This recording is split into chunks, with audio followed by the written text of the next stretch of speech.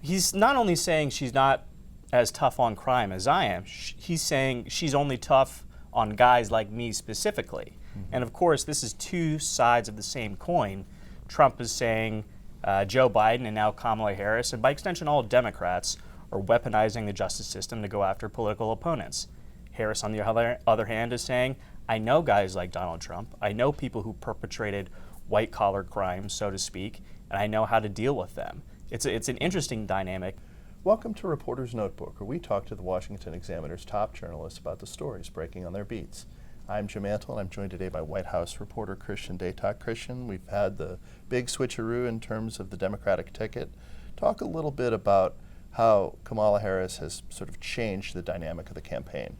Well, first and foremost, Jim, the fundraising faucet has been turned back on. We've seen Harris raise a record amount of money through both her campaign and the associated PACs in the roughly 2 weeks since she jumped in the race, leapfrogging Joe Biden. But I think what's more important is that she sort of has Donald Trump and his allies on their heels because, and this is something they've admitted themselves, they've been preparing all along to run against Joe Biden. That's a relatively easy strategy. You just say he's too old to be president. But now they're not exactly sure how to attack Harris. And there's a couple of things they're trying to zone in on. The first is her relation to the crisis at the southern border. Of course, the president tapped Harris to be one of the lead officials in the administration overseeing that change, which obviously hasn't come about. The other is leaning into her past record as a prosecutor, saying that she, like many other prosecutors and DAs in California, have been soft on crime, and that policy will expand to the entire country if she's elected president.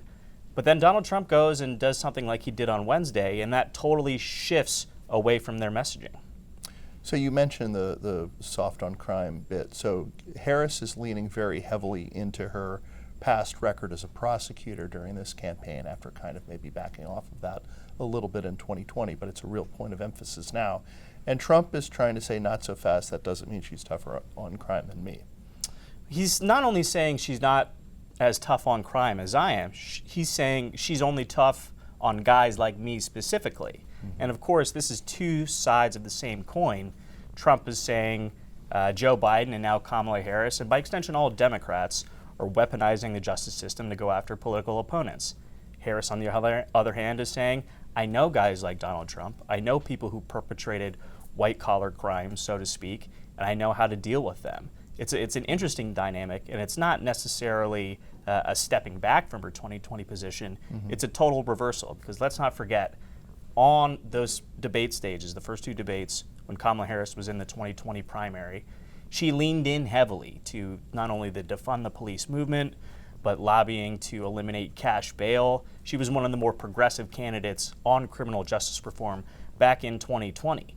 That's not to say she isn't advocating for criminal justice reform anymore. It's just a very different position than we saw during the last election cycle. So Trump now has a running mate. What have we seen on the campaign trail from Senator J.D. Vance?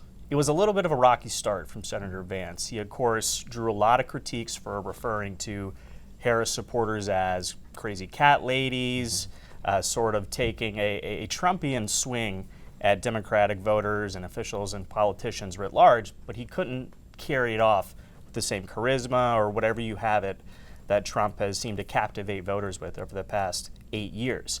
That being said, this week he was a little bit more steady.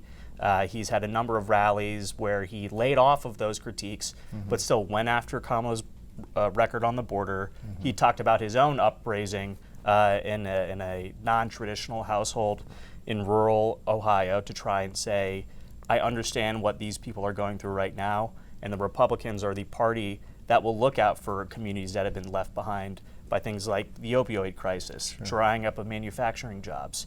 He's also going to the border. Again, the border is the one issue where they're really trying to tie Harris to the past administration. And it's something that I do think Democrats are trying to combat, but they haven't exactly found the right note yet to hit back on that idea. Letting the cat out of the bag. Thank you, Christian.